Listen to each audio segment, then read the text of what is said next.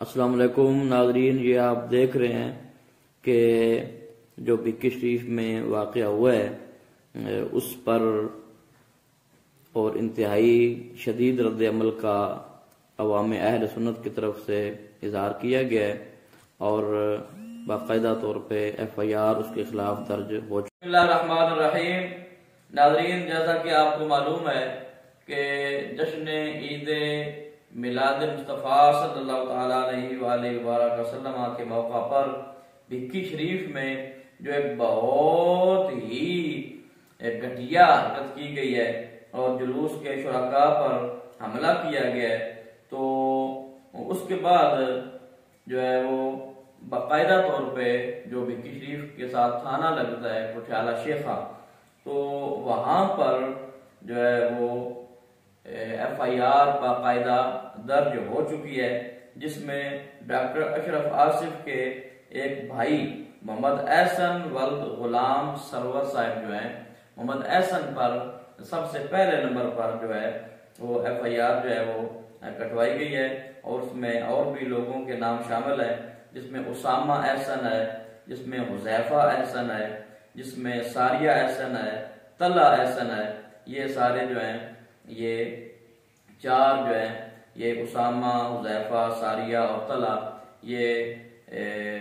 محمد احسن صاحب کے بیٹے ہیں، جو کہ ڈاکٹر اشرف آصف صاحب کے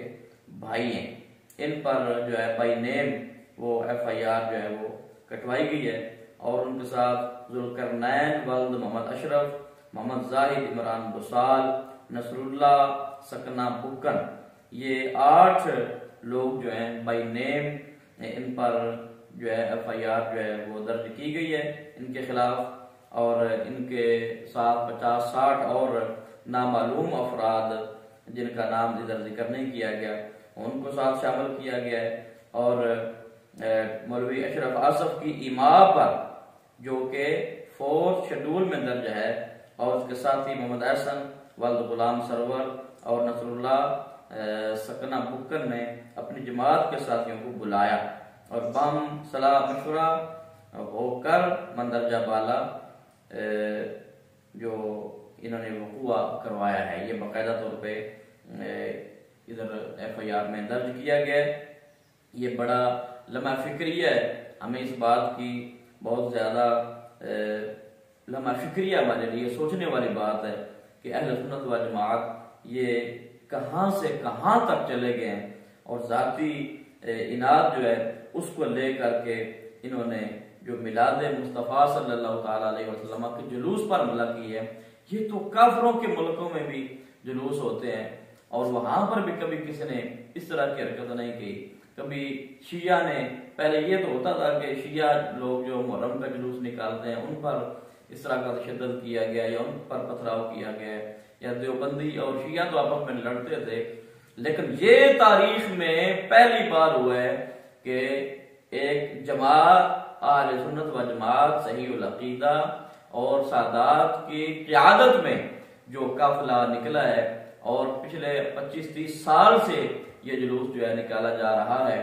اور اسی جماعت کا نام لینے والے، اسی در کے ٹکڑے کھانے والے، اسی در سے، اسی درگاہ سے اور اسی درسگاہ سے فیض حاصل کرنے والے، انہوں نے دیکھیں کہ کتنا گھٹیا کارنامہ جو ہے یہ سر انجام دیا ہے۔ حالانکہ ان کو یہ چاہیے تھا کہ وہ جلوس کو ویلکم کرتے،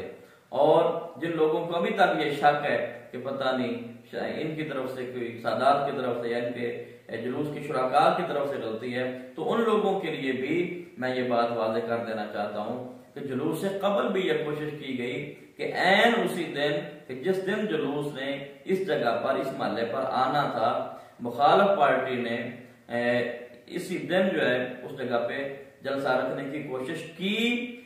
جو کہ سادات کے غلام جو اس محلے میں رہتے ہیں انہوں نے اس کوشش کو ناکام بنا دیا، اور ان کا یہ موقف تھا کہ 25-30 سال سے جو شیڈول جلوس کا چلا آ رہا ہے اسی طرح سے ہوگا۔ آپ لوگوں نے اگر کوئی پروگرام کرنا ہے تو آپ پہلے کر لیں یا